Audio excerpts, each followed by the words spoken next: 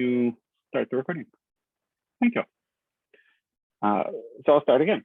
There are basically two things we are going to be doing. So one is fixing some inconsistencies in our voting rules to make sure our bylaws just make sense. And so that should be a pretty straightforward section of this. It's going to be making sure that all of the changes that we made last time actually work properly. And the bylaw subcommittee that we had, or bylaw special meeting that we had last month, we unanimously, I believe, or near unanimously passed moving these recommendations forward. The other part is that we had a pretty lively discussion about whether or not we should have voting be entirely for people who are in attendance at meetings when it comes to endorsement votes, or whether it should be something that people could, say, watch the recording afterwards and come back and vote over a period of time. So, members would be able to vote after the endorsement meeting. And so we want to see if that is something we want to move forward or not. The recommendation from the initial meeting was to bring it to the club as a whole to vote on. So I'm splitting those two items because, like I said, one of them is a fairly straightforward, wording changes, and I'll go through what it means and how it affects our voting and what it'll mean going forward for the club. The other one is a pretty active discussion. I think to make it so that the final wording all works out correctly, I'm going to start with the more contentious side of this, which is that I'm going to start with the side that is about whether or not we should allow people to vote, not just remotely, but not at the meeting. So our current bylaws actually had a contradiction on this point. So either way we go, we need to actually fix a little bit of the wording on this. In one section, it implied that people do not need to be here to vote in meetings. And in another section, it was very clear that they do need to be here to vote. And so there is going to be some wording change around this either way. There are basically arguments on both sides of whether they should be at the meeting in order to vote on an endorsement, or if someone could vote remotely afterwards. As I have the floor currently, I'm going to start with my personal opinion on this, and then I'm going to open it to the floor for some discussion, and then we will have a vote on how we want to move forward with this. This vote is going to be a little bit weird because of how our actual bylaw amendment process works. This is more of a straw poll, I guess I would say, is we need to decide how we want to put the wording in for the second vote we're going to take, which is actually to amend our bylaws. So it's a little bit tricky. I believe that works with our parliamentary procedures. If anyone wants to call me on it, we can really dig into the bylaws right now and get into some lawyering on it, but I believe we can decide as a club which direction we want to go. And then we will vote on what the actual wording will be. So with that all said, I believe personally that we should amend our bylaws while we're doing this amendment. We should include in it wording that allows people to watch the video, watch the meeting, and then vote in a certain time frame. And so what I mean by that is that if someone was unable to attend the meeting, say, someone has a conflicting meeting, someone is unable to be here during a general endorsement meeting, they would be able to watch the video online on YouTube. And if they're current active members, it meets all of the requirements to vote, which is to be an active member for 28 days, to be up on their dues, all of that good stuff. So they are an actual, an active voting member. That I think the fair and democratic thing to do for us is to allow someone to then participate in voting in the easiest way possible. It's my opinion that requiring people to be at the meeting itself, especially when we have the tools to allow them to watch and vote afterwards, but requiring them to be at the meeting itself is a burden that makes voting more difficult. And as the Democratic Party, I think we should be looking to make voting as easy as possible. And so that's where my opinion stands. With that, I'm going to open the floor up to have more discussion before we do any voting. And so, Jackie. Before I ask my question, Robin did ask a question. Will the floor be open? So I'll open it up to her first, then I'll ask my question. Okay, thanks. I actually thought about this all week. And I have a couple of reasons that I feel so strongly about an open-ended vote. Some of it rooted in having over 30 years of sitting on boards. One concern is that the process for voting is in fact difficult. And if we don't have a sense of who is allowed to vote, what's the expected number, what are we anticipating will be there, it opens the potential for abuse of the vote. The other concern that I have is if the endorsement of the Democratic group could be discounted because other clubs decided that our process didn't meet with their standards. So those are my two concerns.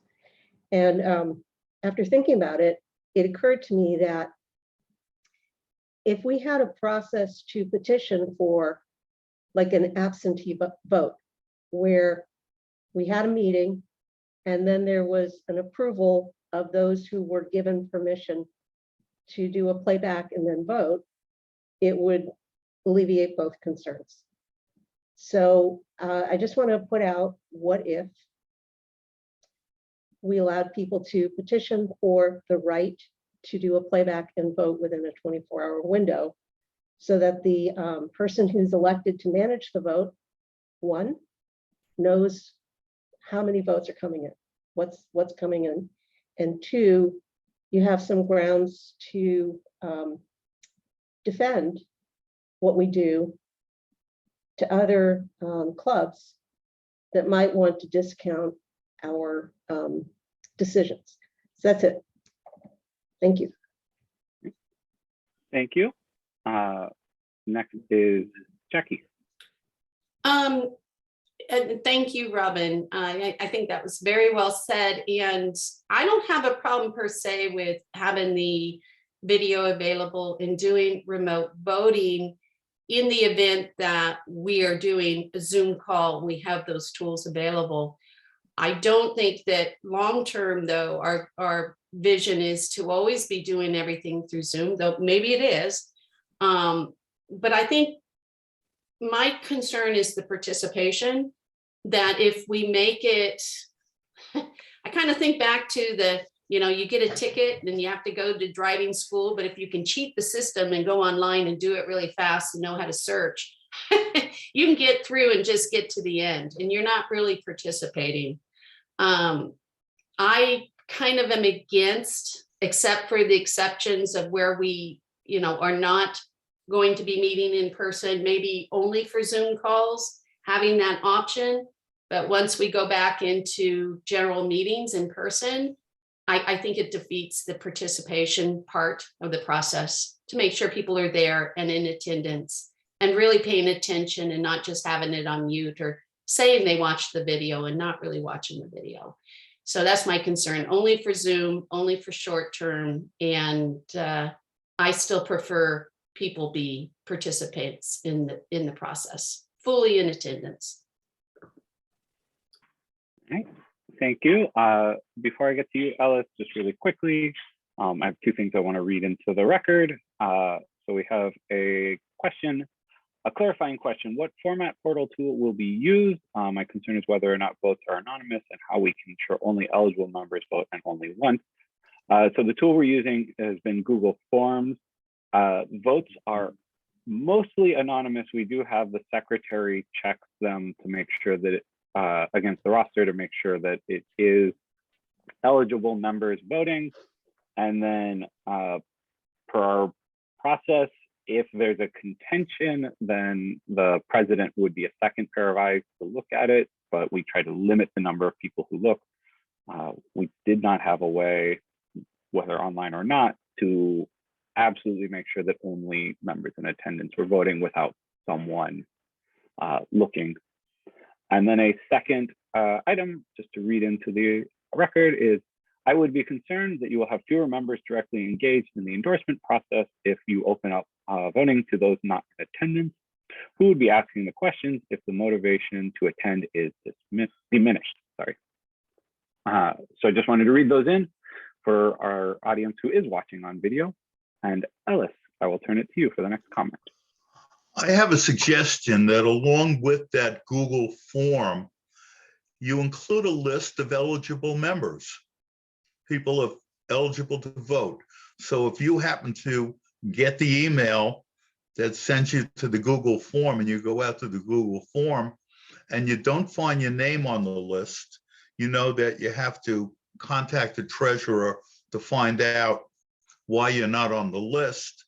But it would take a lot of the, I don't know the right words, the possibility that somebody who is not eligible to vote will vote. And we've had those situations in the past, and we had to throw out votes, people who thought they paid their dues and hadn't. So I suggest, and it doesn't have to be in this bylaws change, but I suggest it just becomes customary that when we send out, set up the Google form, we include the list of eligible voters on the Google form. And the list isn't that long. And actually, Alysse, we can do, the way the form is set up now, we can either target by sending direct emails to those that are on the call, like what we did last time, or if the decision tonight is to all members, then it would be going off the distribution list of our members. So again, it would be targeted. We don't want members to forward out the form. That's the whole point of targeting it. So either it's all members or targeted to members who are in attendance. So if people just don't forward out the document you get, it will take care of that by that targeted email. What we found in the past that there are just several people who thought that they were eligible to vote and oops, I forgot to pay my dues. And that happens. Well, that's a big oops. It's too bad. It's not that big an oops. But that happens. But it's happened, and it's been some of the Could a best person people. remediate that situation on the evening of the vote? When we found out that they weren't. I'll take that. For our bylaws, you need to be a member in good standing for 28 days, which means that you would not be able to remediate the situation on the night of the vote unless you had been a member the year before, and then there's a little bit of wiggle room there. So if you were a member the year before and are renewing, the rules are a little bit different from someone who is a new member or had lapsed for a year or more. All right. So with that, next up is Jean. Hi, thanks. I really commend you, Evan, for your commitment to all votes matter and wanting to open this up to people who aren't in the meeting. I do have one concern, and that is that the bar to entry into this club is quite low. Our dues are very reasonable. And my concern would be that candidates who are seeking an endorsement and who may have a slightly higher bar for getting endorsed by the central committee, for example, might reach out to quite a number of their supporters and say, hey, look, my endorsement opportunity for Tri-Valley Dems is going to be in a month. As long as you pay your dues within 28 days, you don't even have to go to a meeting. Just as long as you're paid up, you can vote in this endorsement. You don't even have to go, just pay your dues. And in a month, you'll get the Google form and you can vote. And then they'll seek an endorsement. And my concern is a little bit that we'll end up with members who never come again, never come at all, pay their dues only to vote in a single endorsement race for a single candidate. And then that's it. So I think that's something that we ought to watch for if we were to open it up. This world of Zoom is a little bit tricky. I think that wouldn't be the case when we're back in person. I don't think that would happen, but while we're in Zoom world still, I think that that's a bit of a concern. All right. Thank you very much. Next comment is from Ron.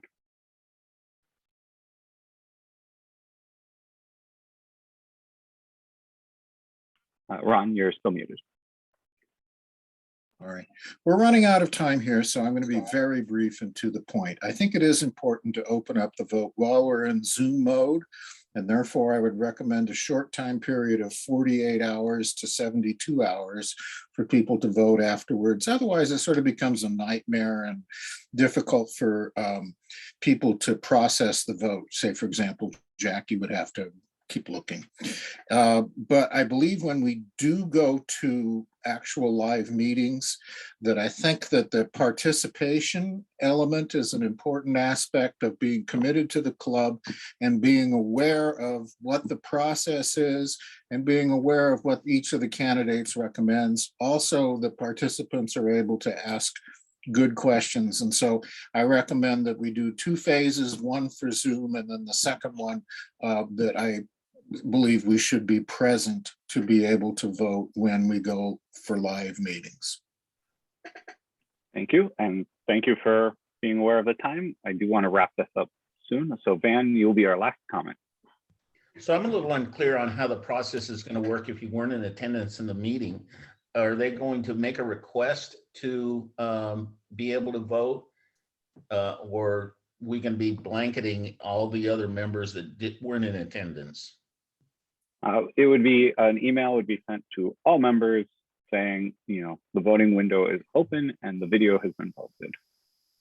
And would they then be able to send that in at their, behest, that they wouldn't have to be asking for a ballot or whatever? That would be the easiest way. So there are alternatives, as Robin had pointed out. There was the alternative of asking for, we could make it a request item. There are other ways to do it, but the easiest way would be to blanket.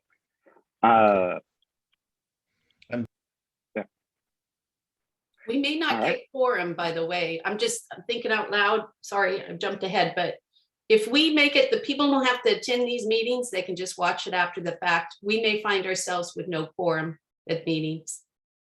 Just heads up. All right. So with that, Robin would like to make one last suggestion. Is it quick? Yes, Go for it. just something technical to consider. You can set up the invitation so that anybody who has completed watching gets a email back. We do that in ISC squared at the end of the meeting, although admittedly I'm using GoToMeeting. At the end of the meeting, people who attended at the end are sent an email with a thank you and a link that says you've earned 2 CPEs. And so one other thing that you could consider is proof of completing the view in order to be allowed to vote. That might be too technical, but that's the end of my suggestion. No, actually, that's exactly what we're doing now. That's what we did last time, is only people in the meeting. They had to be in the meeting for a period of time. They couldn't just like show up for the first 2 minutes and leave. So what I did is I took attendance during the presentation, and only those members got the invite. And so at this point, I know there's a hand up, but like I said, I do need to wrap up this section so we can get to the candidates. So I understand that there's concerns and stuff. So this first section, because we do need to do a second part to actually get our voting laws to work, because right now our endorsement process is broken. So I'm going to close the discussion. I apologize I know there's some things in chat. I don't see a hand up right now. I'm very sorry about that, but we do need to move on. And so I'm going to ask that people put into chat if you want to do a direct message to me, if you want to be anonymous, or if you want to put it publicly. I don't think it really matters. I'm asking only members to vote. But basically, if you can put into chat, we'll just call it open and close for the 2 options. This is, like I said, generally a straw poll. but whichever side wins is how we will amend the bylaws when we do the actual vote to amend. So with that, if you would like open voting, which means that we can work out a way, we can work out the mechanism specifically later, but if you would like the option for people to watch the video and vote after the meeting, vote open, send the message to me or to everyone saying open. If you would like it to only be available to members who are in attendance at the meeting to vote on endorsements, send a message to me saying close or a message to everyone saying close. I'm going to do a quick count.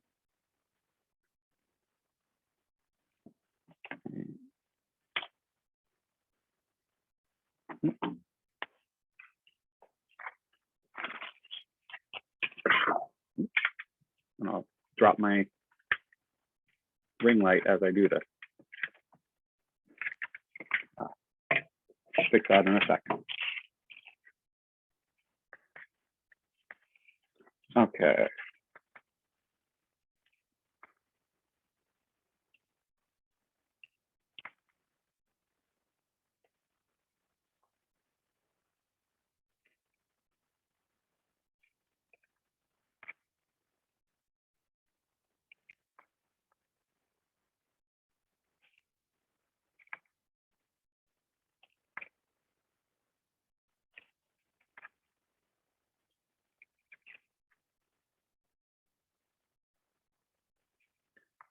Okay, and then I'm about to close voting.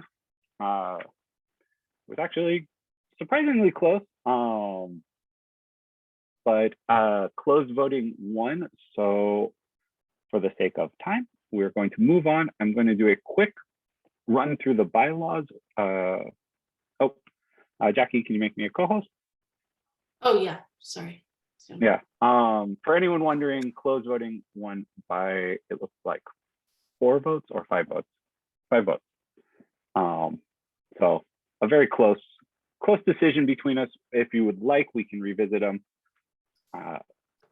just some other time. But for now,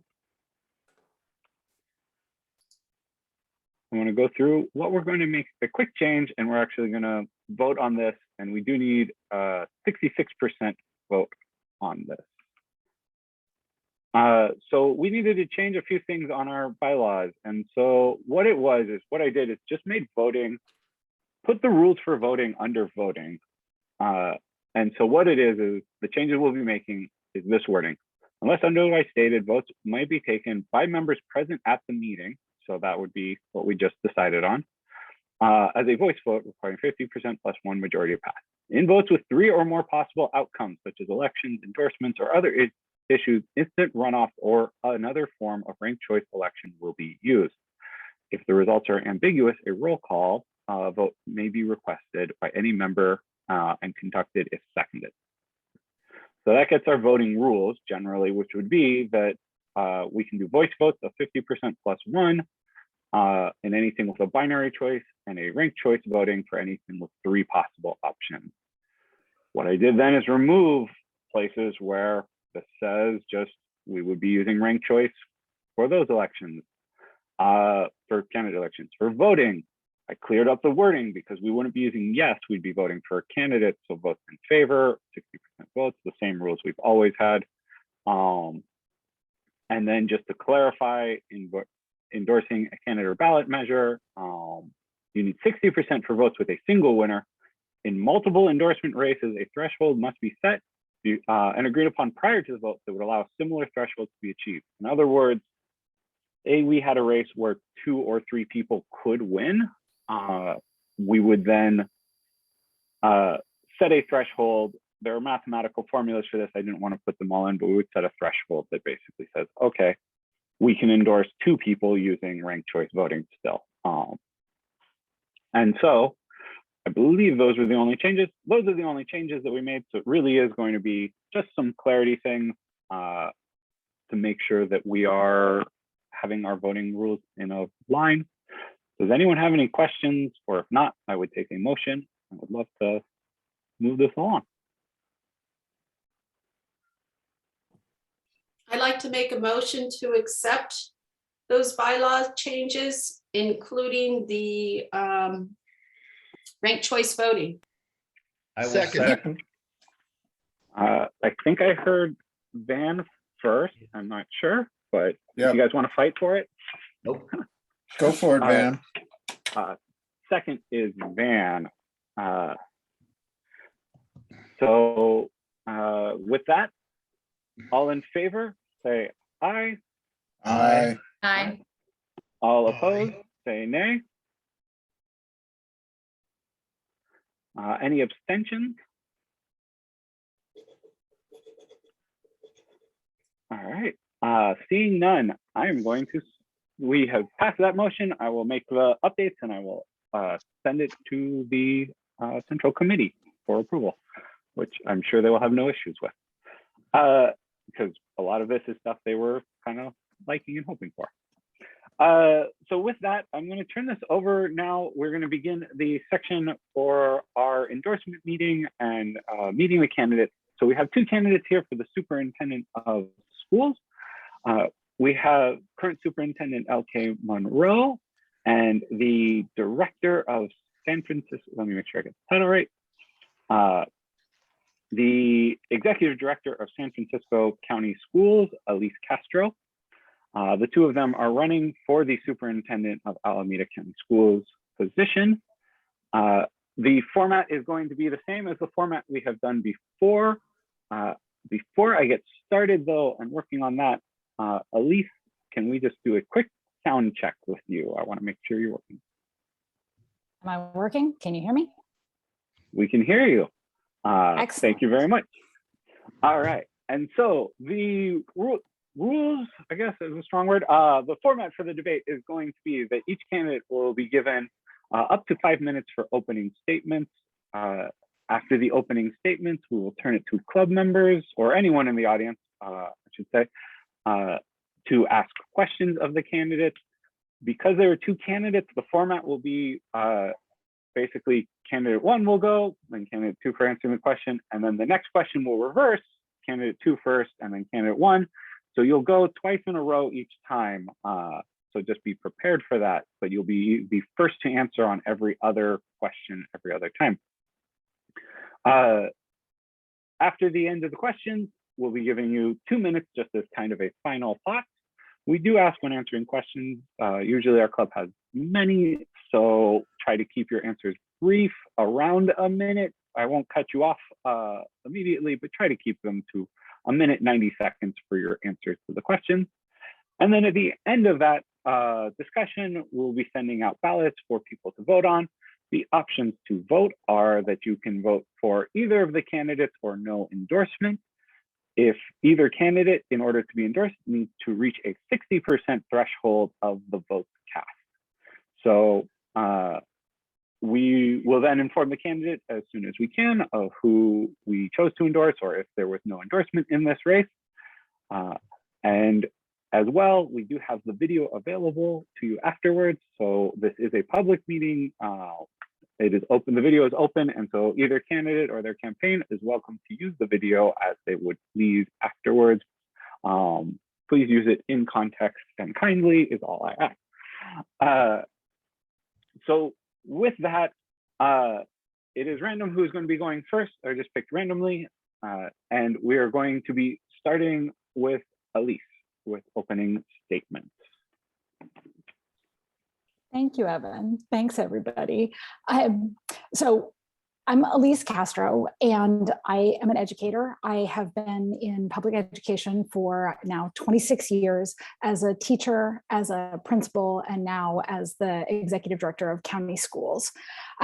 Basically, my entire time in public education, I've been working my way further and further out into serving kids on the margins and serving kids who sometimes fall through the cracks.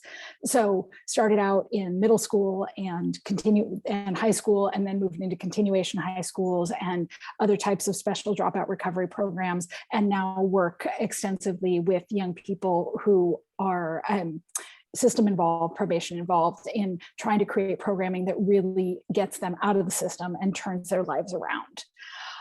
So on the one hand, I have this extreme passion in alternative education that lifts burdens off of districts and off of communities and families.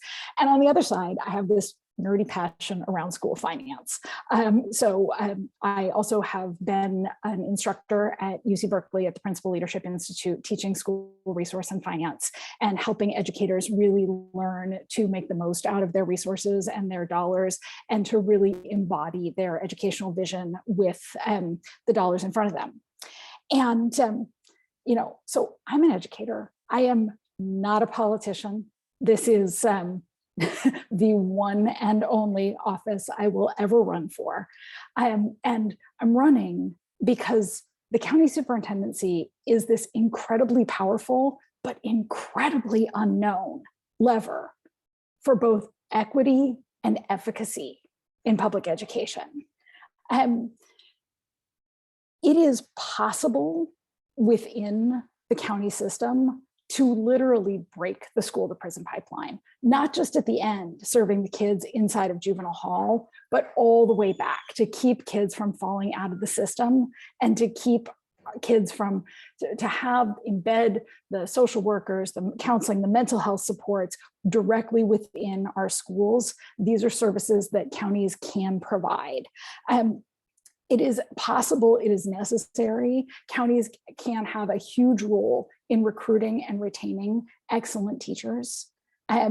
Over the course of, I think we all know that we're dealing with an education profession in crisis, a shortage of staff at every level, vacancies across the system, and people leaving in record numbers. But it is possible to create the conditions. During pandemic school learning, we were able to create the conditions for personalized learning and innovative teacher professional development that resulted in losing no teachers and no principals across our entire division.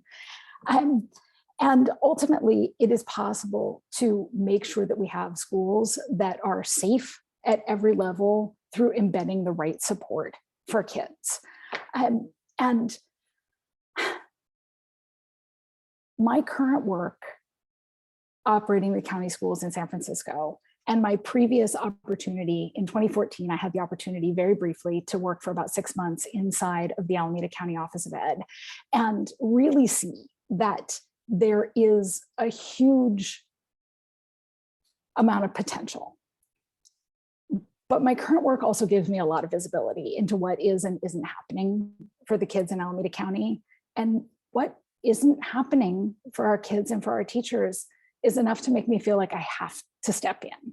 And this is not, if any of you are under the impression that running for office is fun, let me disabuse you of that notion. This is not an enjoyable process. But at the end of the day, I think we all know that when you're called to find the place in the system where you can do the highest and best good, you can't keep ignoring that call. So I am incredibly proud to be endorsed by all the teachers across Alameda County, all 18 districts. And that's because they know, the folks closest to this race know that there is more that can be done with this office. I'm incredibly proud to be endorsed by the previous 4-term county superintendent of schools and the vast majority of the leadership team who has cycled through the county office in the last 8 years and left, because the people who are closest to this office know that there's more that we can do. So I'm asking for your support to do it. Thank you very much. Next, we are going to turn it over to OK. Well, good evening, everyone. And thank you, first of all, for hosting this forum. I really appreciate it. I really appreciate your focus on the democratic process, just listening to some of the decisions and what you're weighing as a body that has input and influence into the democratic process at the local level is heartening. It truly is. So let me tell you a little bit about myself to start. I'm a 3rd-generation educator. My mother was a teacher and principal in Berkeley Unified. I was a teacher and principal in Oakland Unified. Went on to be a school improvement grant coordinator, worked with several turnaround schools in Oakland under that auspices, and then worked for as chief academic officer for an organization called Seneca, which serves youth with deep social emotional challenges, a lot of them systems involved. And that's how I learned about the opportunity at the Alameda County Office of Education to be the Director of Student Programs. I've been at the county office for about 11 years. I've had the privilege of serving as superintendent since 2014 when I was first elected. When I became associate superintendent, I could really see that there were some shifts that were needing to be made, that we needed to make at the County Office of Education. I introduced an initiative called Facing Our Future, and FACE stands for flexible, accountable, collaborative, and empowered. Those are the four things that I knew if they were values that we could embrace at the County Office of Education, we would do a much better job of serving our districts. So you may know the county office has the programs at Juvenile Hall. We have the educational programs at Juvenile Hall, at our camp, and at community schools. We also, as county superintendent, I have academic and fiscal oversight over the 18 school districts in the county. And at this particular time, that's a really pivotal and crucial role, providing those supports. It wasn't something we were doing well before, and it is definitely something that we are doing well now. I know because it's what our superintendents and other partners tell us. Change is hard. I understand that, but sometimes it's necessary considering that our clients are students, considering that what we do is provide a public education, the best public education possible to the students in Alameda County. One of the things I'm proudest of is in our student programs. When I came into the county office, our programs were unaccredited, and we had a loosely connected set of grant-funded programs and really focused on being one ACOE. So now our school programs, we are focusing much less on brick and mortar schools and are pushing into the programs that our students are voting with their feet on. Things like youth employment partnership and Civicor. We are doing school in those places and have over 125 graduates at our last graduation, I believe 130 in total. Exponentially more students are graduating from our programs because we watched and we listened. We actually are interrupting that school to prison pipeline through our programs. And we are listening to our students and our community members in order to do that. So there are three major principles that I have organized around at ACOE. One is standing up for justice. The second is standing out in excellence. And the third is standing together in partnership. Those are things that some of which were happening before I came to the county office, but there was we were lacking in some areas, and we really needed at a very crucial time to step up. Fast forward to the pandemic, you can imagine what was going on in schools. Some of you were directly involved in what was going on for schools, and we had to step up in big ways. And I really rallied the resources of the County Office of Education to step into that gap, into that need in our educational programs. So we had the first federal FEMA mobile site that I was able to secure by, quite honestly, hounding Cal OES almost every day to get it. We were the first to be able to vaccinate education workforce right on our site with a federal mobile unit that the governor came out to help administer.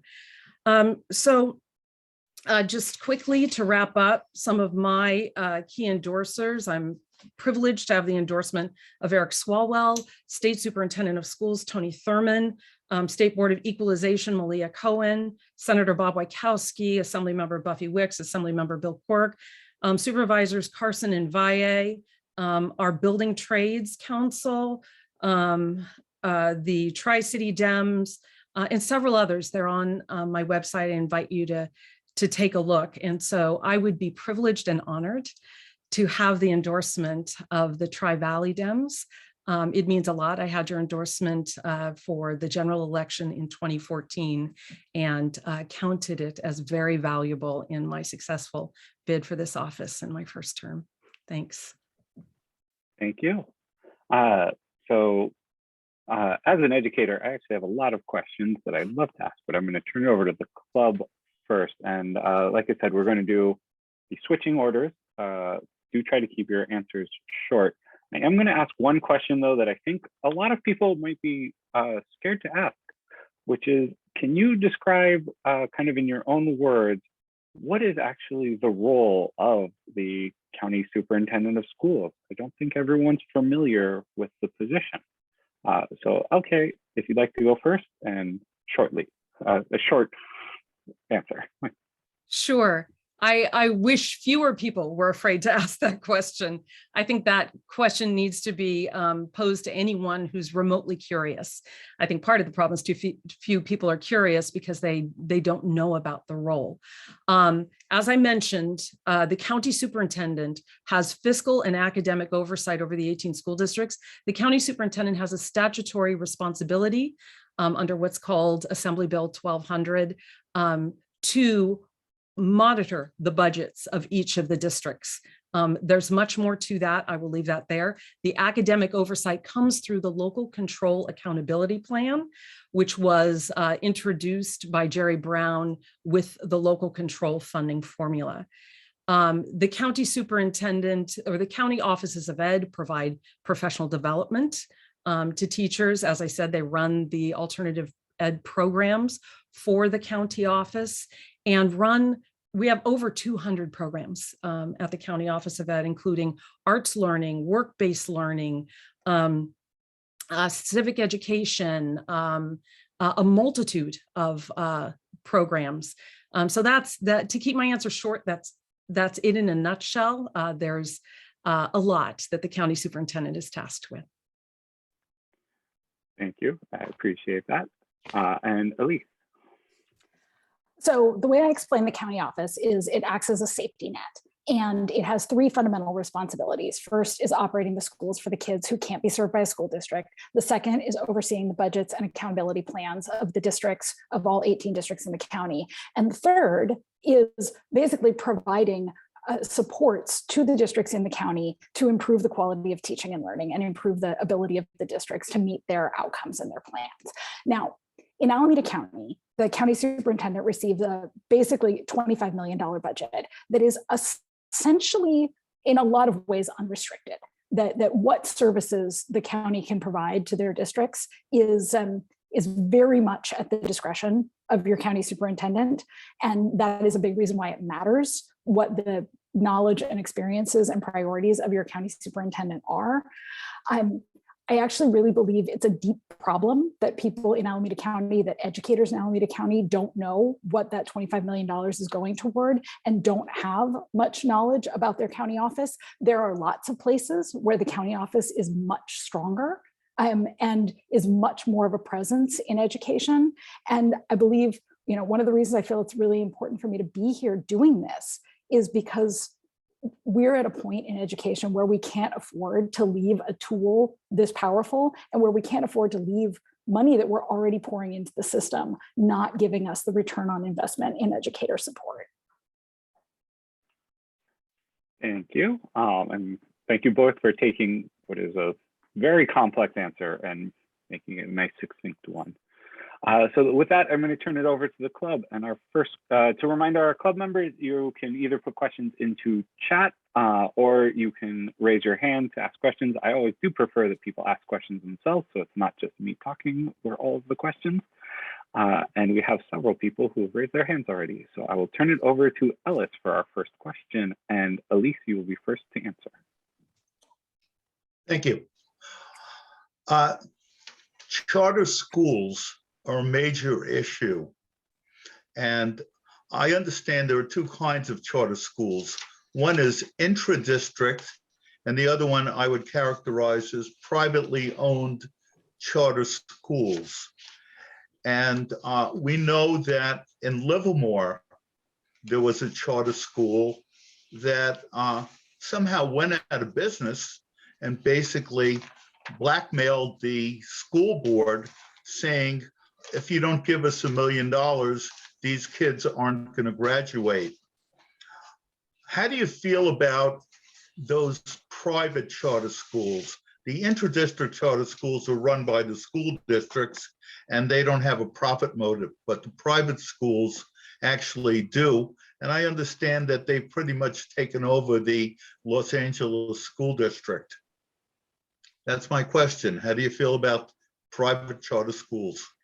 Yeah, so for-profit education has absolutely no business inside of the public space, that we should not be doing any subsidizing of private charters with public funds.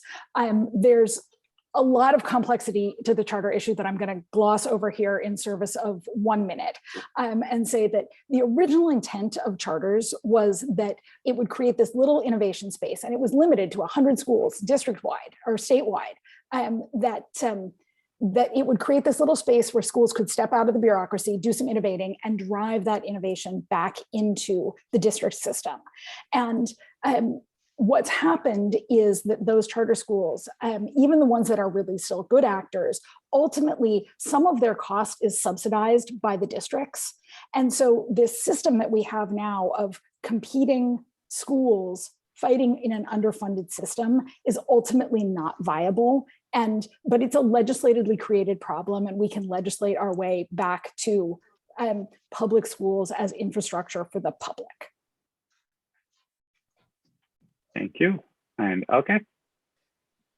Thanks for the question. The example you used actually causes me a fair amount of personal pain, in that my office had to intervene. And often county offices, what many people don't know is county offices have to intervene when often, I won't say always, but often when charters fail.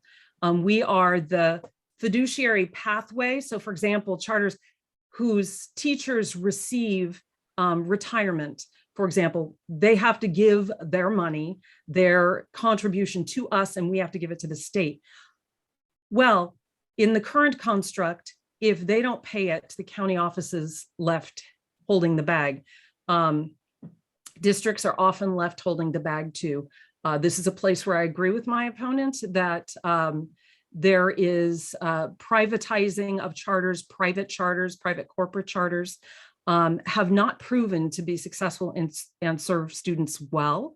The case in point was the one that failed very publicly and in a way that disabled kids and family in that community in an incredible way, and took resources that should have gone to students and had places like my county office, the district, having to fund legal defense to make sure it all got unraveled and people got paid. So in that case in particular, there is legislation I am now pushing for that directly speaks to that particular issue, making sure that charters are responsible for making their prospective retirees whole, that is a part of the authorizing process. Thank you. And our next question is from Van, and LK, you will be first to answer.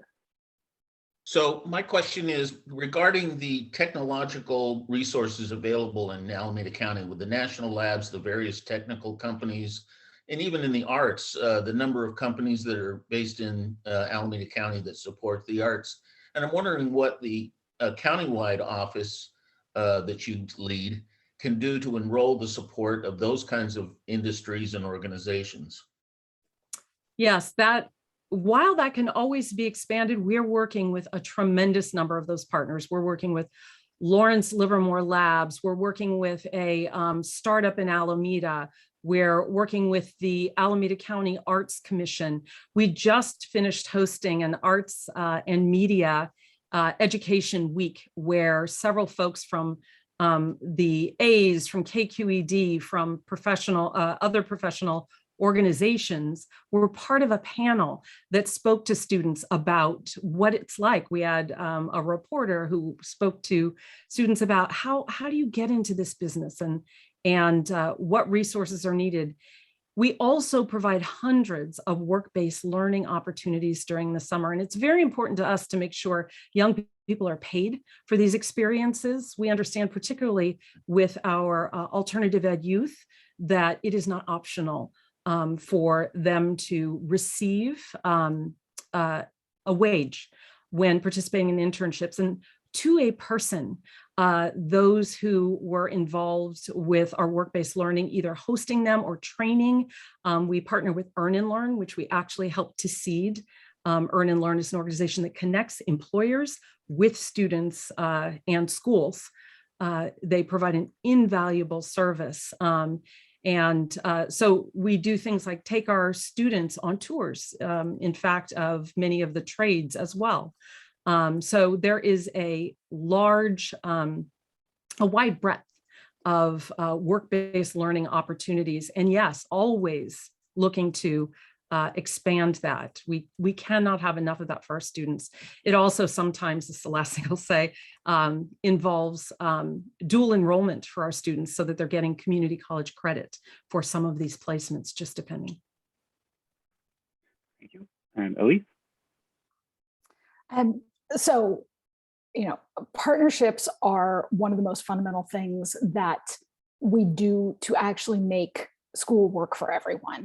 So in my current life, I am, among other things, president of the board of Alameda Family Services, which I really think is an excellent model organization for how a community-based organization can partner with schools. We operate Head Start, we operate school-based health centers at all of our middle schools and high schools, and we also operate free and low-cost mental health services in our schools, in our classrooms, and across our community. So that's $7 million of support going directly into our local community, serving our students and families. And those are the types of models that, you know, we just have to, partnerships take work, but they are so readily available. Over the last few years, and in my current work, we've been able to do some kind of amazing things, opening new school facilities inside of YMCAs, inside of community-based partnerships, operating summer school, technology hub programs hosted by, you know, I'm currently in San Francisco, hosted by technology companies, so that the kids are getting to have their classes in these amazing professional office spaces and mentored and tutored by the staff in these programs. I also think that one of the things that's a radically underutilized opportunity is here in Alameda County, we have amazing building trades partnerships that have already operate world-class apprenticeships. And there is full paid training that leads directly to a full union trade job available in like 20 different crafts. And students can, young people can walk in the door, get fully paid training, and walk out in a high quality of life, quality of living job. And those opportunities are exactly what a county office can facilitate. It's one of the ways that it can act as a safety net and lift the load off of districts, rather than all 18 districts having to go out there and negotiate those partnerships for themselves. And I know that this is something that LK and I both agree on. Thank you. And the next question will be from Joanne, and Alysse, you will be first to answer. Hi, I recently was looking up the Learning Acceleration System grants and who was funded, and I noticed that Alameda County was not funded. Since I'm affiliated with San Jose State University, I work closely with Santa Clara County Office of Education, and I know they submitted a $19 million grant. So I'm wondering if Alameda County applied for one of these state grants. If not, why not? And if so, why do you think it was not funded? So I am not in a position to speak to whether or not Alameda County applied for that grant. I can speak very briefly to sort of the approach to applying for grants in general, and making sure that we are constantly pursuing the funding opportunities that are out there that are aligned with our mission. And I have done a great deal of that work. I intended to continue to do a great deal of that work, including with learning opportunities and the amazing influx of resources in community schools grants that are coming forward at the state level right now. But I'm gonna stop talking here so you can ask the same question to LK, and then we can get on to something else. Thank you. Thanks. Go ahead. May I? So there, I think part of that, so no, this wasn't one that we went for. County offices statewide have a plethora of grants that they can choose among.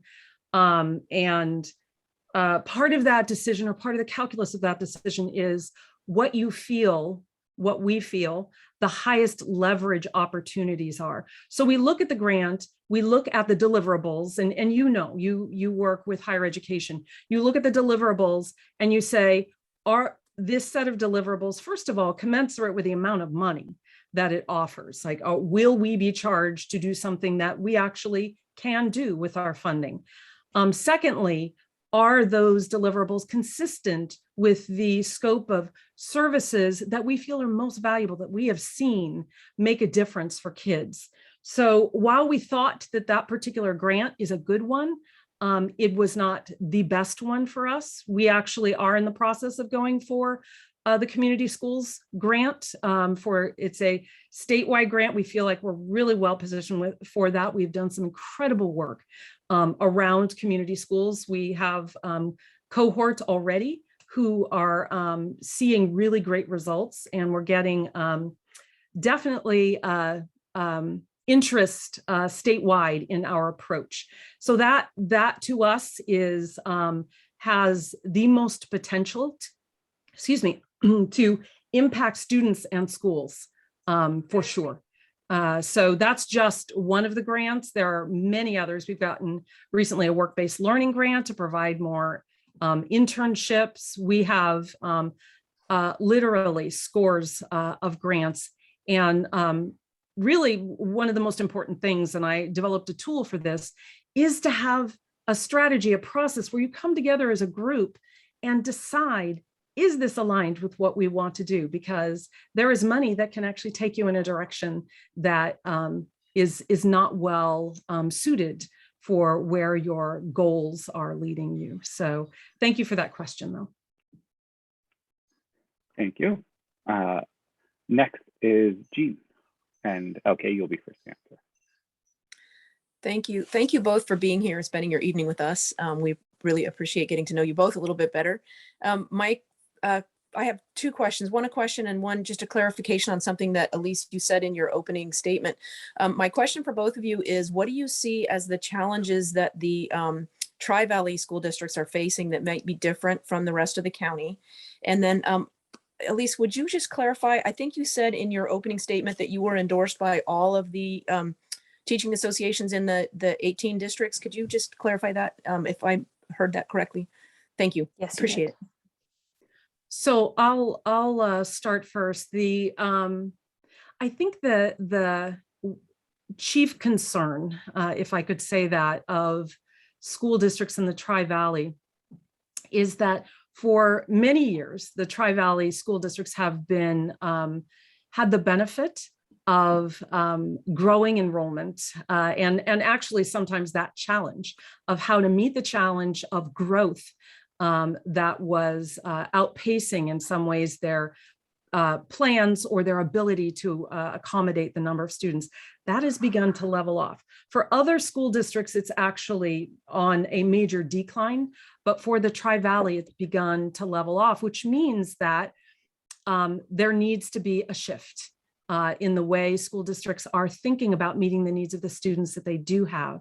And we know that the best leaders are, never set a direction and then just look forward and keep going. The best leaders take that information and say, okay, this is our reality now. How are we looking at, one, mitigating for this, but actually using it as an opportunity to be able to serve the students and families we do have to the best of our ability. Something I can say that has really worked well in the Tri-Valley, Pleasanton, for example, has a very strong independent study program. And that one of the things we've done as a consortium, you may know that I convene the 18 school superintendents, used to be monthly, but now it's a lot more frequently in the pandemic. But we came together and Pleasanton raised their hand and said, look, for folks who need an independent study program, we already have this stood up. You can enroll your students for the time you need them and then, receive them back as schools begin to open.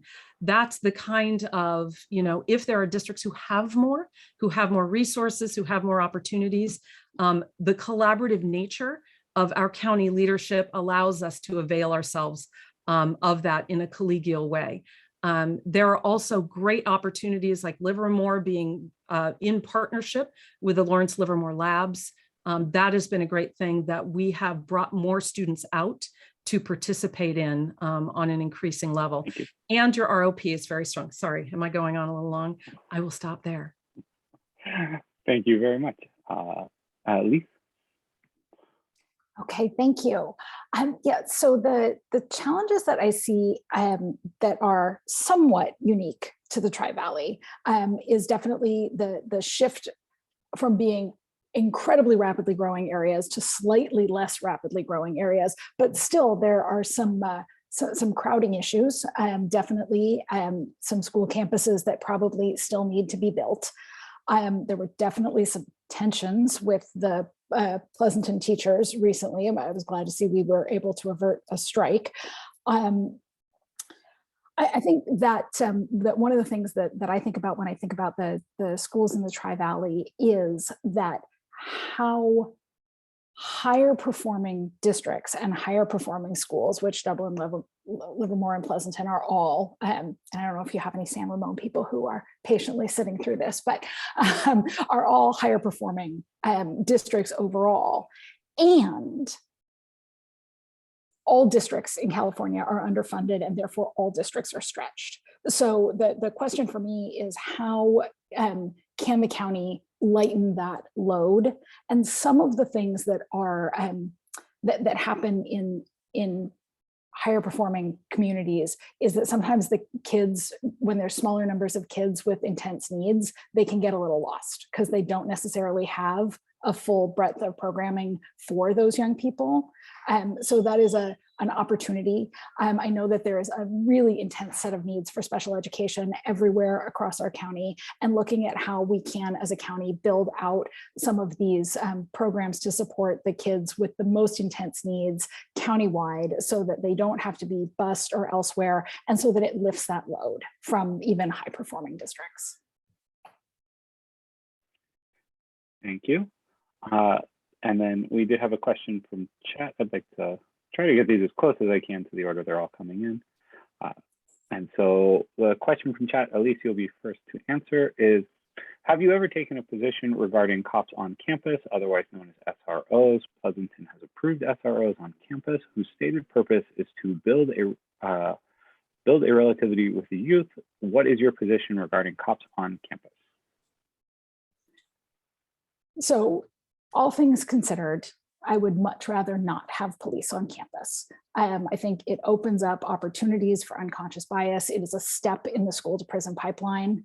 I believe, and I have proven over and over again, that safety comes from support, and that, for example, currently operate schools for expelled youth. So those youth obviously have very intense safety needs, and yet we have functionally no fights, functionally no incidents, functionally no suspensions, and no police, because what we have is a general education teacher, a special education teacher, and a social worker full-time in every classroom.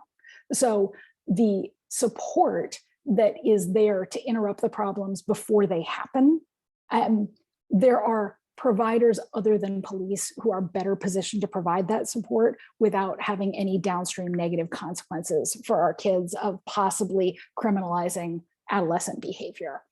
So police, not necessary, and there are better ways to solve those problems. Thank you. LK? Yes. So I do agree with that we don't necessarily need police officers on campus. And you saw a move after the George Floyd and Breonna Taylor killings to defund any police presence. And I think that in most cases, that was done in a thoughtful way. What we've seen, though, is that often board composition changes and that vote is reversed. or parent pressure causes that vote to get reversed. I'm always a proponent of thinking about what kind of a school system supports students best. What does the climate and culture of one, the district, but two of each school look like that wraps around students? I feel like we missed an opportunity in this to say to our SROs or to those who are providing security, to say, if you're going to be on our campuses, if we're going to allow you back on these campuses, here's the training you actually need to agree to. You need to agree to be partners with us in providing social emotional care to our students. And if you don't agree with that, then we will find others who will. That's the power of having social workers on campus. During the pandemic, we started a social emotional learning and support division at ACOE. And these are the conversations that we're having with school districts each and every day. Thank you. Next will be Megan, and LK, you'll be first to answer. All right, thank you so much, both of you, for being here, and thanks so much for letting me ask a question. My question is, what specific steps did you take between March of 2020 and August of 2021 to help support students, teachers, and families, and specifically help open schools for in-person learning? That's Alysse first or me first? It's me first, right? I don't know. It is me first. Thank you. I'm glad Evan is keeping track. So there were many specific steps that we took. You know, from the day that school closed its doors, shuttered its doors, it became evident that districts were going to have to just react and respond to what was going on the ground. So as a county office at a systems level, I was able to marshal resources in a way that our districts did not have time or the bandwidth to do. I'm currently the president of the organization of the 58 county superintendents.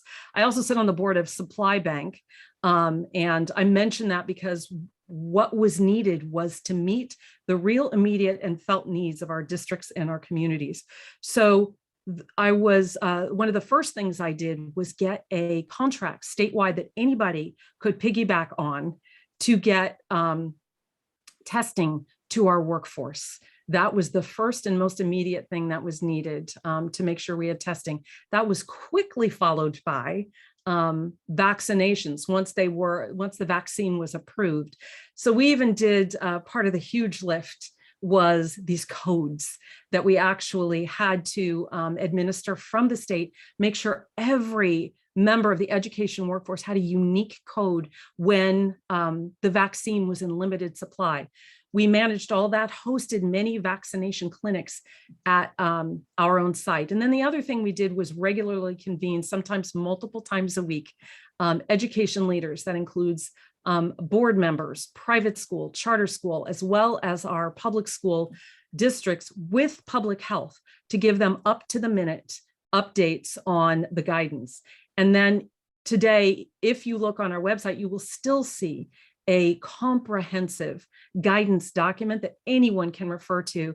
And actually, it's been referred to across the state for updated guidance as our public health aligns with the state.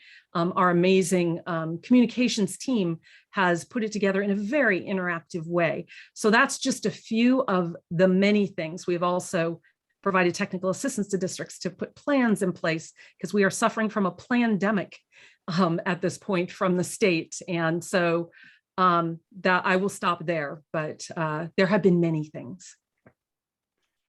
Thank you. Alysse? So at the time that schools closed, I was operating a network of 12 schools. And what we did was we decided immediately that our alternative ed students, who are so often the last to get any innovation in school, were going to be the unexpected winners of emergency remote learning. So we immediately launched into a massive professional development undertaking to make sure that our teachers really knew how to teach remotely and were innovating blended learning, hybrid learning, and we went to a fully personalized learning system. Many of our young people were working, many of them were engaging in childcare. They had enormous barriers to participation, and yet they actually participated in school at a higher level than their comprehensive high school peers, and even at a higher level than their elementary school peers across our district. We had social workers and teams meeting people in the park. We were delivering food to kids' doorsteps. We were taking lessons from kids back and forth over WhatsApp and chat with just modifying the learning so that it didn't stop, so that the contact didn't stop. And then, we're hand walking our kids into to get vaccinations when that became one of our options. And we were the first schools to reopen across San Francisco with 100% of our student body back in the building. Thank you. Next up is Robin, and Alysse, you'll be answering first. I need to acknowledge first that every single question I had to cross out because somebody asked the question. So now I'm left with a different question, which is, so I hear that you have both. First of all, I love both of you as candidates. It's really great to meet you both. I hear that you have addressed sort of unintended benefits that you learned from the pandemic. So my question is, for learners who really didn't like crowds and don't really want to go back to in-person learning, how will you overcome their reluctance and their fear of returning to that crowd? And thank you very much for being here. Evan, is this one for me first? Yeah, Alysse. Thank you. Okay, so the simple answer is I don't believe that we need to force kids to learn in ways that don't make sense for them. We operate a very large school system, and we can continue. I've always operated independent study schools. I've always operated hybrid schools and programs for kids who have both truancy issues and severe emotional needs. So I think it is perfectly possible, and part of our pandemic dividend is that we can continue to offer excellent education to youth in ways that meet needs for different families, and we can continue to keep those doors open. And again, that is an excellent function for a county office to be able to offer alternative programming, independent study program, hybrid programming that maybe each individual district would struggle to offer on their own. And not only are there important best practices for learning in that space, but also we need to make sure that we are attending to the mental health and the emotional needs of the young people. So, for example, at our independent study school right now, we have a counseling enriched program because it's not entirely healthy for a kid to just say, I don't want to go to school, I'm not going to engage with anyone.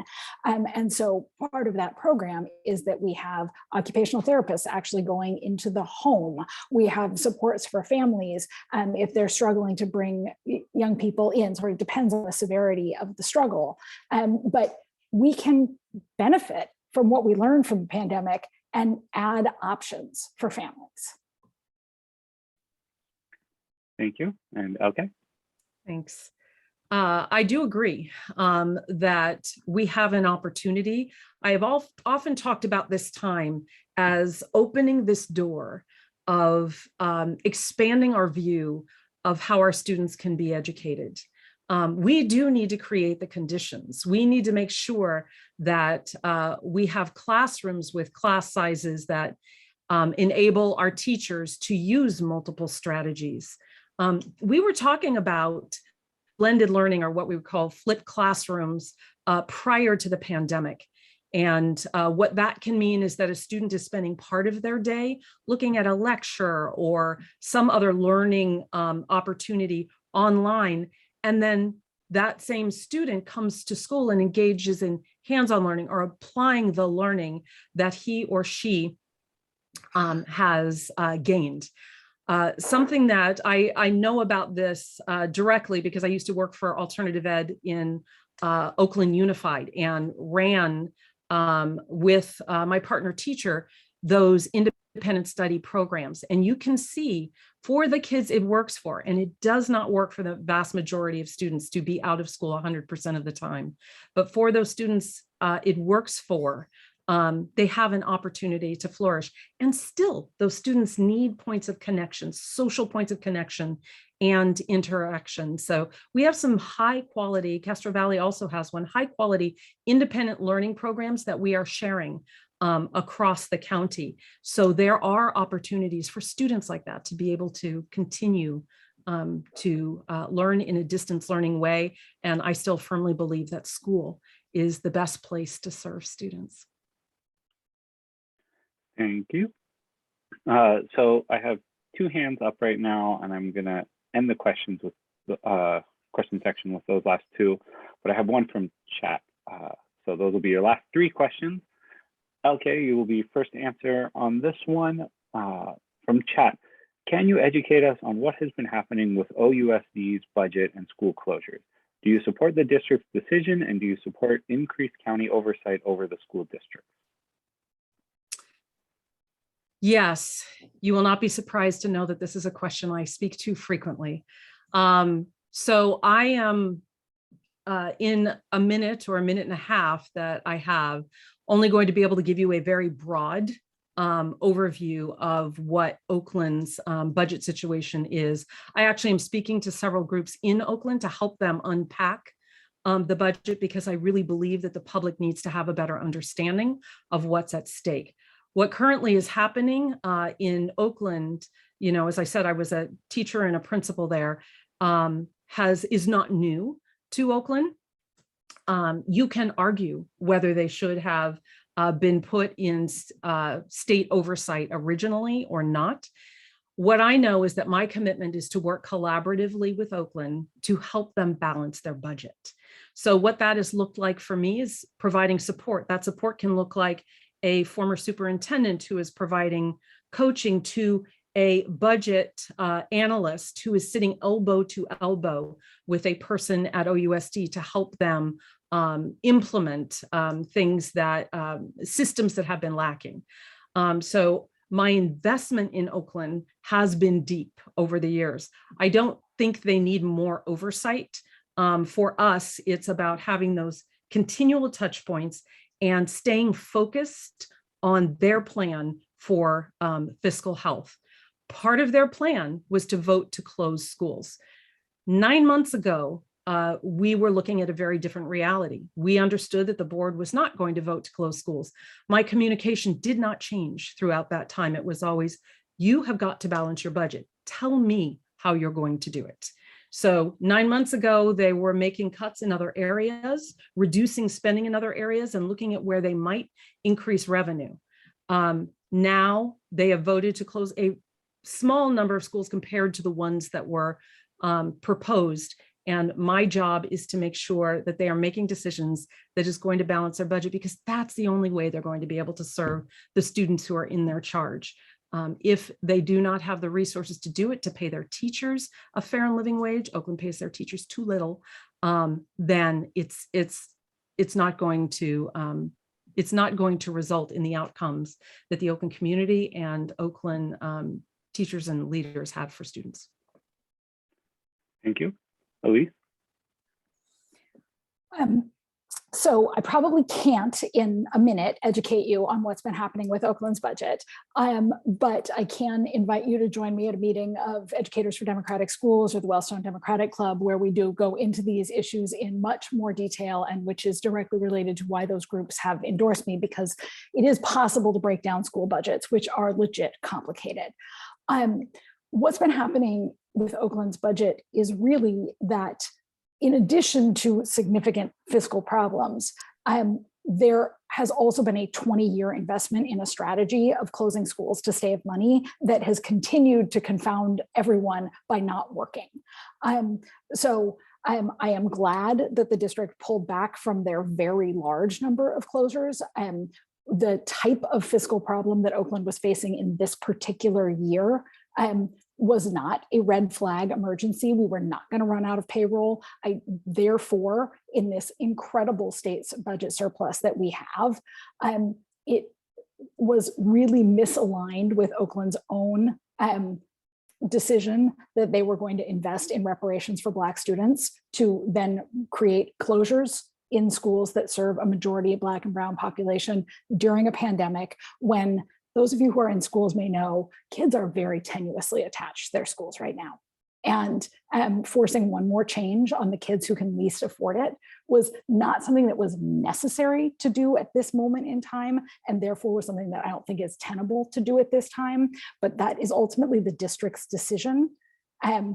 So I do believe that it is a core value for me as a potential county superintendent to get Oakland out from under receivership, so no, I do not support increased county oversight over the school district. Thank you. Next question is Joseph, and Alysse, you will be answering first. Okay, so I guess I have two related questions, so I'm just gonna throw it out there.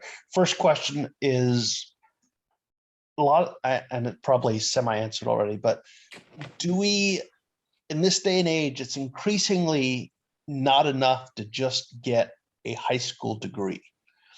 So what policies or what are you going to push for to help push kids, the students, I suppose, into the sort of training and degrees and certifications or even higher education, college, that they're probably going to need in the future going forward? Is that the whole question?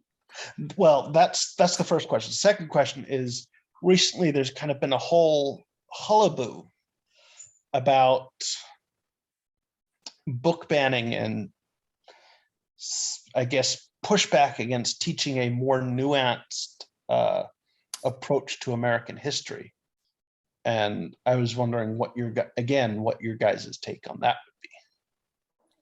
So I'll take the second one first because it's very simple. Everybody needs to teach the truth. And if you're not critical of race in this country, you're not paying attention. So critical race theory is the truth. In terms of the other question about it not being enough to have a high school diploma anymore, that is absolutely true.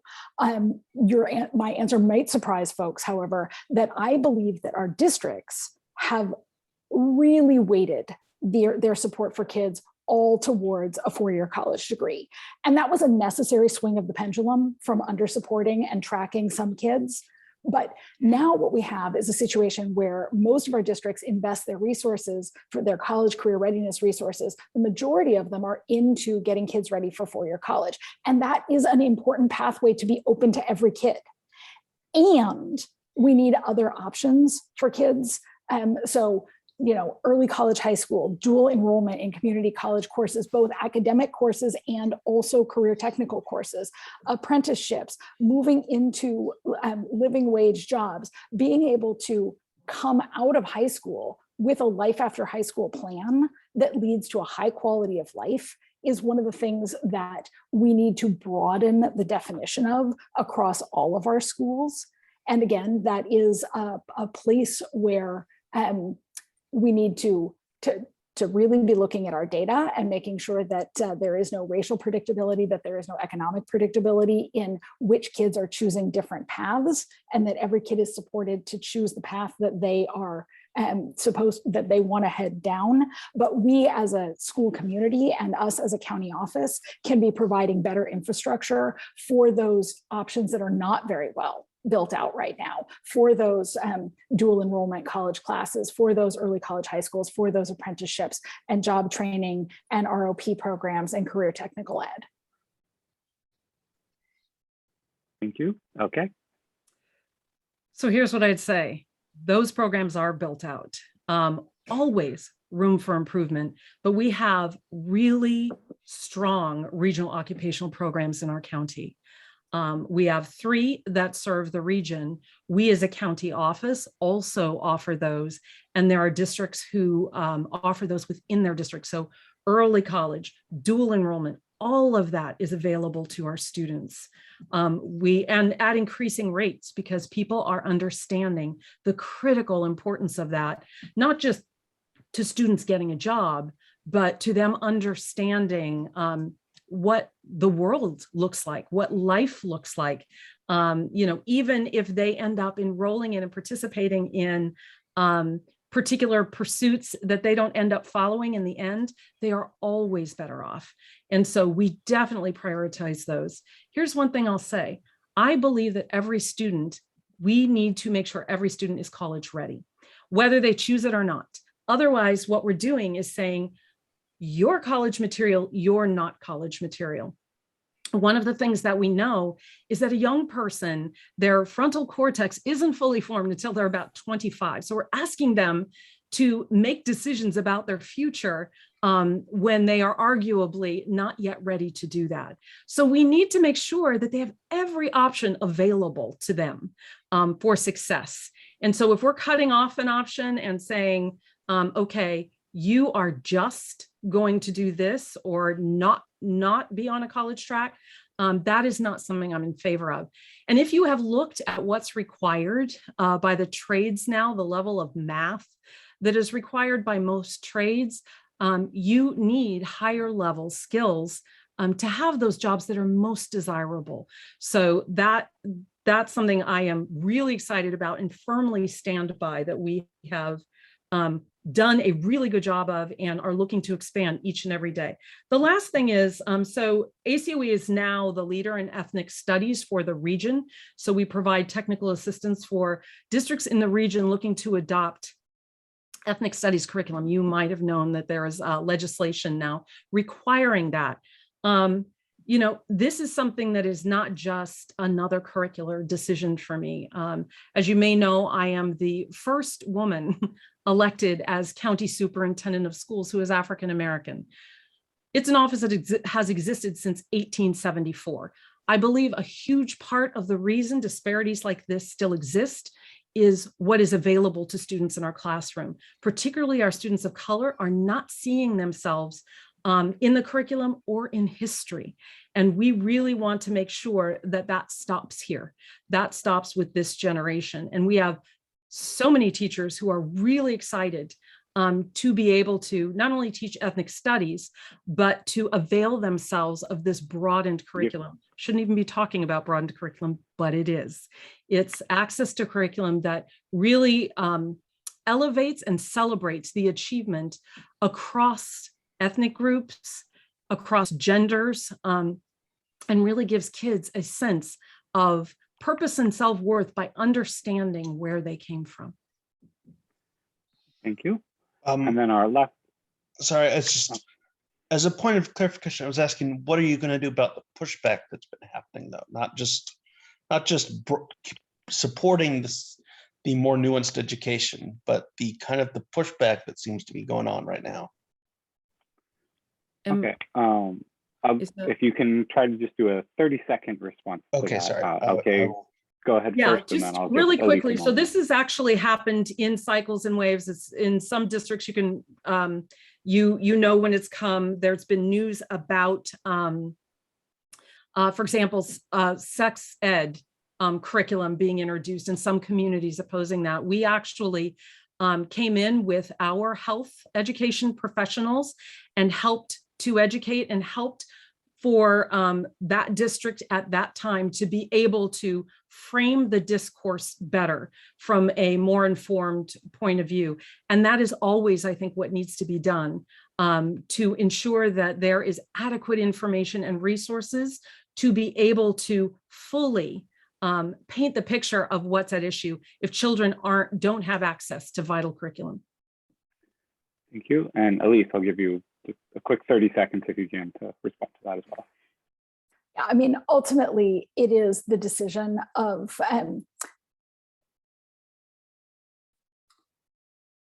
we need to teach our values, and we need to teach the value of truth and There's a curricular piece to that. There's a teacher development piece to that. There's a community outreach piece to that. But there isn't really a discussion that needs to be had in great nuance about whether or not we are going to teach children of color their actual histories, whether or not we're going to acknowledge the reality that books have been written.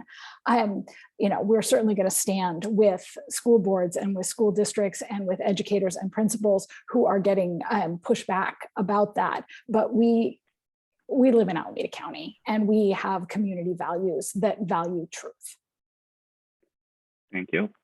And with that, we'll do the last question. I think the order got a little messed up, but so Alysse, I will have you go first for answering Sean's final question.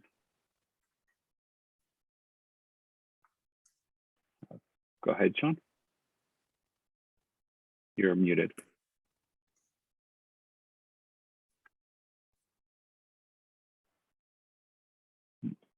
I think it's possible he might have stepped away, unfortunately.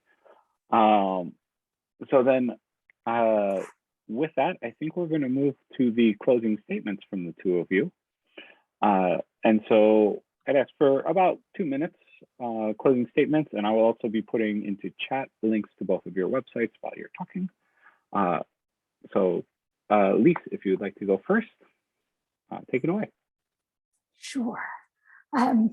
So in closing, as in opening, I am an educator. I am not a politician. I see how the educators are struggling across our state, but particularly how the educators are struggling here in Alameda County and how we are struggling to keep educators in our classrooms. It is imperative that in order to have a functioning education system, you have to have educators who want to be where they are, who feel successful where they are, who feel supported where they are. And there is no way to have happy kids without happy educators. So this is a collective investment in joy. Ultimately, where I sit in this education system enables me to see a lot of pain and enables me to see what we're not doing. When I talk to districts in Alameda County and I ask them, what do you get from the county office? The answer is compliance. And when I talk to folks who have worked at the county office and I say, what was it like? They say, it was awful. And nobody there believes in actually getting any work done. They talk about how the county office can only be 2% effective and don't work so hard. And I experienced some of that when I was there myself. And I really didn't want to have to do this. And in 2018, when I considered running, I said, nope, never going to run for office. That's something Rockefellers do. That is not something Alysse Castro is ever going to do. But the last few years have strained the educational system yet further. And the educators need us to step in, and the kids need us to step in and say, we've got to make the most of this tool. And making the most of this tool means making a change. I am a very hands-on leader. I get in, I go into classrooms, I spend an enormous amount of time working with teachers and principals every day. I believe that LK and I have very similar values, but a very different strategy for achieving them. There's a lot of work that needs to be done in Sacramento, but I am really hard pressed to see how doing the work in Sacramento is benefiting the kids in Alameda County. Thank you very much. And LK, if you'd like a 2-minute closing statement. Thanks. First of all, again, thank you so much for hosting this forum. It's critically important, particularly in an office that people know too little about. I have to say, something that I bring to this office and will continue to bring is, yes, I'm an educator. I'm a 3rd-generation educator, but I am an educational leader. And what that means is that I understand how to support the system. Now, we have an annual county-wide survey that we put out to all of our stakeholders. And the data we're getting back does not mirror the feedback that I'm hearing our opponent frame. That I have heard from superintendents and from board members and from yes teachers, how the professional development we offer has been enormous and pivotal. We have had people vote with their feet to our personal learning networks that we put together during the pandemic for teachers and leaders to be able to expand their knowledge. It has been an absolute privilege to lead the County Office of Ed. And I would say actually having a voice in Sacramento is critically important for our schools in this area. I am able to speak directly into policy that directly impacts students on a daily basis. I sit on the board of the California Collaborative for Educational Excellence. California Collaborative for Educational Excellence supports OUSD. These things are integrally linked. It is important to pick up the phone and be able to speak to someone who can make changes that are going to impact the students you serve the next month, the next day. So I would be privileged to have your support to continue 4 more years. We are building strong. We're being reached out to by the state and even nationally as examples in what we're doing for community schools and what we're doing in our alternative schools. And I want to be able to do more of it and more still. So thank you so much for having me. Thank you.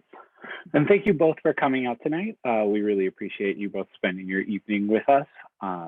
And so the next steps will be, Jackie, are you going to be emailing or posting the?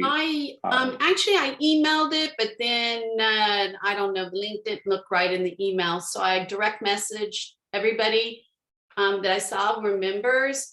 Has any member not received the ballot? All right.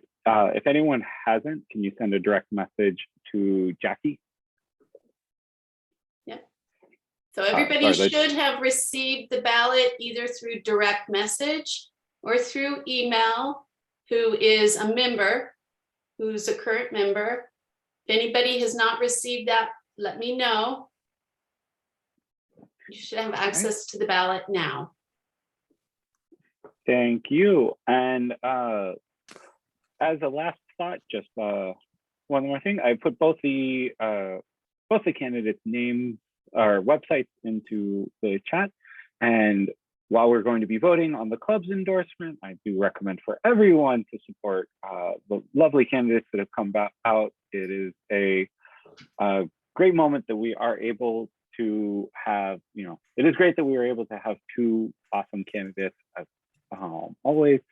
So please, wherever the club vote goes, also, vote with your feet, vote with your dollars. Please help out either campaign, whichever one you prefer, or both, if you like them both. However you would like to do that, but volunteer, donate, make calls, spend time working for the different candidates. It really is appreciated when we have our club actually moving and helping people and getting out there. So for either candidate, please donate, volunteer, make calls, help them out, whoever you like the most. And once we have voted on this, we will let the candidates know which one of you was endorsed, or if there was no endorsement. I'll tell you as soon as possible. And once the video is posted, you will have access to it to use as you would like. Let's see, I have a couple people that are having problem here getting in. It says the Google Drive isn't available. Yeah, that's why I told you I emailed it first, but it truncated it. So I just sent it direct to y'all through a direct message here. Did you not get my direct message, Alysse? I don't know what you mean by a direct message. Can you see that pop up on your screen? So let me try to email it again. Alysse and Jackie, for technical issues, I'd like to get through the remainder of the meeting. Sure. Either phone calls, or if you'd like to stay on afterwards, Jackie and I can stay on after the meeting to help with anything. For our candidates, thank you so much for staying. You're welcome to go. We have a little bit of extra, we have a couple other items we will be working on, but thank you for your time and we will see you later. So with that, I'm going to turn the floor over to Igor. Igor is a friend of ours from the Central Committee, as we all know. Oh, Igor. Yeah, Igor is going to be talking about the crisis in Ukraine and is hopefully going to be getting a little bit of help from our club as well. So Igor, take it away. Thank you so much, Evan, and members of the Tri-Valley Democratic Club. It's good to be here with all of you this month. And I'm just very sorry about the circumstances under which I'm here. I'm going to start out by reading an account from a childhood friend of mine that I grew up with in Kiev, Ukraine, where I was born. She wrote this 3 weeks ago to the day. I can tell you that the situation has become more dire since then. My name is Ksenia Alexankina. I'm 35 years old, Kiev native girl. War came to my home on February 24th in the early morning. It was 4 a.m. My mom, 91-year-old granny, and 2 cats were sleeping when bombing first started. Day 1 was uncertain. Our brains did not want to accept the fact that it really started. We had an advantage. Food was prepared for those if something were to happen times. We decided to stay home and wait. Next morning at 4 a.m., a rocket exploded right above our home and then fell down 100 meters away from us. Plan A didn't work, so we made the decision to leave. Mom, calling all the drivers she knows, roads blocked with traffic jams, me monitoring the latest news online, all at the same time. No real fear yet, more of a numbness and a longing to fall asleep and wake up in an old reality. In 10 hours, we managed to find a car, packed, and left. 40 kilometers in 3 hours. But it could have been worse. We reached our country home. As we got to know later, that was the latest that we could have actually left. Kiev got closed in that same night. Day 3, we wake up at 2:30 a.m. from an explosion. Putin's forces attacked the Vasilkiv petroleum base, 15 kilometers away from us. There was a huge red light all around. The fire stayed for many hours until it was stopped. If you ask me about what my life looks like now, it's a total mess of news 24/7, shaking from each sound and looking around, see where to hide in case of a new attack. Reading the news online, communicating with my team at work, replying to calls and messages from all around the world, coordinating with those who can donate to our resistance forces or those who can shelter our people abroad. 5 days and now 3 more weeks of a call center under the bombs. I would like to thank every single human for coming to rallies, for every penny donated in country, for every pair of shoes given to our brave soldiers and resistors, for every report over social media, for every signed petition, for every action against those who support Putin's actions today. Make an American dream possible for Ukraine today. We pray for freedom, peace, and a chance to raise our new generation in a country out of war. 22 years ago, my parents left everything they knew so that I could have a better future. One that, unlike them, would be free of repression and possible repercussions that are worse than that, just for trying to do the right thing and being part of our small d democratic process. For those 22 years, my siblings back at home got a taste of democracy, and they're not going back. As someone who was born in Kiev, Ukraine, but also as a Jew, we feel a sense of intergenerational collective trauma. This is our 1939 moment. The time to act is now. In the immortal words of a hero of mine named Sophie Schultz, who was a partisan and a resistor in Nazi Germany, right before she was executed for passing out pamphlets to students in her university with the truth. Her last words were, "How can we expect righteousness to prevail when there is hardly anyone willing to give themselves up individually to a righteous cause? But how many have to die on the battlefield in these days? How many young, promising lives? What does my death matter if by our acts, thousands are warned and alerted?"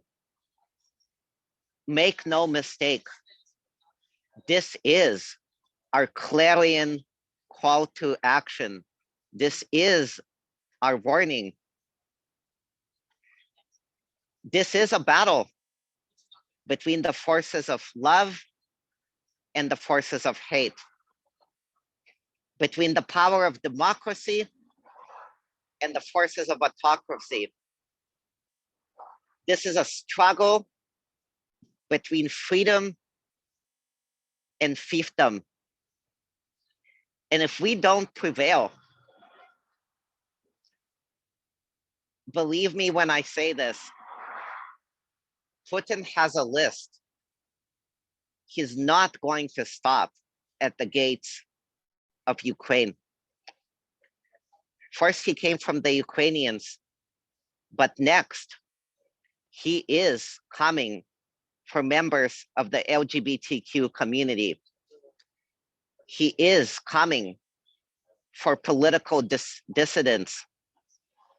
He is coming for anyone that believes in peace, freedom, democracy, and a call to arms in the spirit of our shared humanity. This is our moment. Make no mistake. We must act now, because there's a very dangerous, slippery slope between complacency and complicity. After the Holocaust, we said, never again. 75 years later, we have an opportunity to make sure collectively that that means something. I'm going to put in the chat some links or both through C3 organizations that are going to supporting refugees and providing direct humanitarian aid, as well as the work that I've been doing through my family on the ground to get mutual aid funding in country even faster. That is going to make the difference between life and death, truly. Food, water, medical supplies, hospitals, makeshift hospitals. And yes, occasionally even body armor, because if I was there, I would be taking up arms against to be part of the resistance. I'm not there, but my family is doing that. They're fighting back. They're fighting for the ability for an entire world to envision our shared values of humanity. Thank you so much. Please make a contribution. No amount is too large or small. I can assure you of that, especially with the exchange rate right now. Please call on the Biden administration to invoke the Defense Production Act. We can make a decision as a country to wrest ourselves away from the pernicious power of imported fossil fuels, not just oil. I appreciate that we are no longer exporting oil, but there are other fossil fuels that we're exporting right now from countries with some real bad actors. And we can make a decision right now to call on our leaders. Our leaders can make a decision to not be reliant on the only leverage that these autocratic and in some cases murderous bullies have. We can make that choice. Let's make that transition. Thank you so much, everyone. God bless America, and God bless the freedom-loving people of my motherland. Thank you so much, Igor, for those very powerful words. So I invited Igor because I thought this was an important subject to talk about, him being from Ukraine, knowing people there. And I think it's really important for our club to do what we can to support him and the people of Ukraine. He's going to be putting a couple of links into chat. And so I would ask everyone here to please donate, and not just donate, but also, Igor has vetted these charities. He's made sure that they're, quality places to be able to donate. And so use those links, spread them far and wide on social media. I would ask, our social media team to make sure that they're spreading them on our account, making sure we reach as many people as possible. So there are different ways to donate that Igor just put into chat. And so please, spread the word, get involved. Let us help as much as we possibly can. I see Alysse, you have any questions? It's not exactly a question. It's an action item I think we can all take. One of ours is in Congress. I'm talking about Eric Swalwell. Tell him to invite Ukraine into NATO. President Zelensky asked for that today. Biden is going to Brussels on Thursday. Hopefully those leaders will tell Biden it's time to bring Ukraine into NATO, and to tell Russia without any ambiguity, get out or get kicked out. We have to stand up to the bully. I found out recently that I am half Ukrainian. I've known Igor for a long time, maybe 10 years. He's the real deal. And what Evan didn't say is Igor is the chair of the Alameda County Democratic Party. He's the real deal. Thank you. Thank you.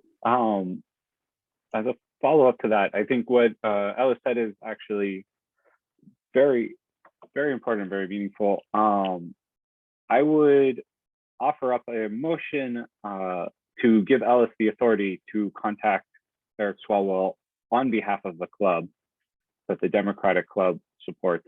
The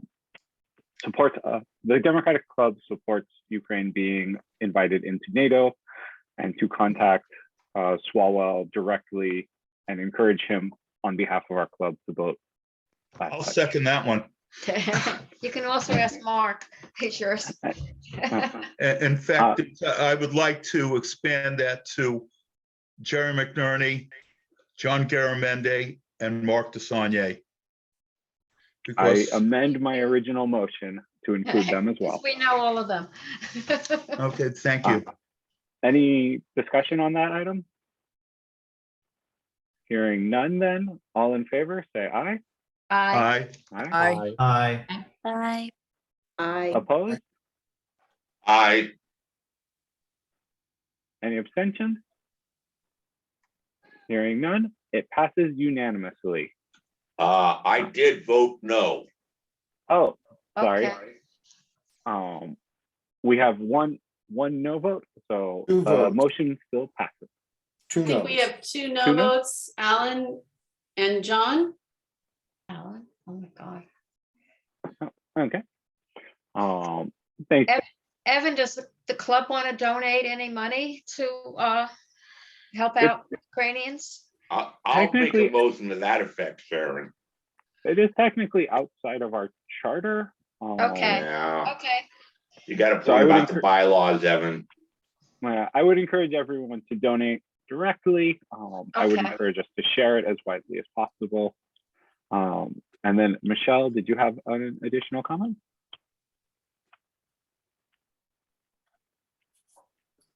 Nope.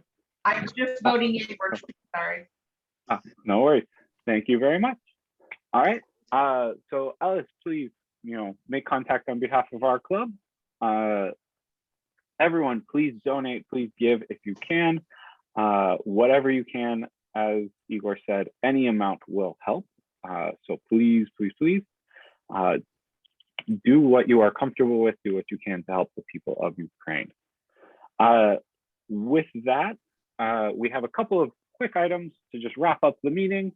The first one is we're looking to do a blanket endorsement, I guess, a quick endorsement of our currently elected and running representatives. So that would be Representative DeSaulnier, Representative Swalwell, and Assemblymember Bauer-Cahan. All of them are running for election this year.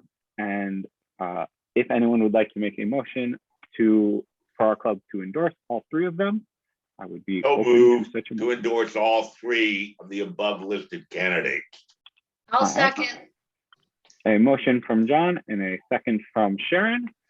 Would anyone like to add any discussion on this item? No, this I is a just, good motion. All right. With that, all in favor, say aye. Aye. Aye. Aye. Any opposed, please say nay. And any abstentions? All right, hearing none, the motion passes unanimously. So with that, just very quickly, if we can do the treasurer's report from Alan. Okay, the treasurer's report. First off, our membership. We have 90, no, we have 117 members. We just had 3 more join today. That's updated. Currently, our income for the year is $28.49, leaving us a balance of $34.33. And membership is coming in, and everything is fine. We've had no expenses the last 2 months. All right. Thank you very One much. thing I would like to say is when it comes to paying dues, please pay attention and don't pay twice. Had several people do that. Thank you. It does make refunds are not Come on, easy Alan. our side. You can pay my dues too. All right. And then I'm going to turn it over to Jackie for the approval of the minutes and the Central Committee report. Okay, attached in the agenda, in the attached files, there was a link to January and February minutes. I'm not going to go over them in detail, but we did 2 endorsement meetings back to back. In January, we did endorse Sean Kumagai for AD 20. Congratulations, Sean. And then last month we heard from the district attorney, Alameda County DA, and due to the number of candidates and the split vote, we did not meet at our time the 60% threshold. So there was no endorsement there, though we did have somebody come close to the 60%. So I'm glad we changed the minutes, or excuse me, the bylaws tonight to make that a little clearer. Let's see, is there anybody that found any mistakes, typos, omissions? I'm not going to read through the agendas, or through the minutes, excuse me. No, February minutes look good to me. Okay, and the January ones were out there for a while. So if somebody wants to make a motion to approve the minutes. I make the motion to approve the minutes for February and for January. Thank you. Is there a second? I think Alan seconds it. I see him raising his hand. And is there anybody that objects? So I think it passes. Good. Evan? Yeah, just in case, all in favor, say aye. Aye. Aye. Any opposed, say nay. And any abstention. All right, motion passes unanimously.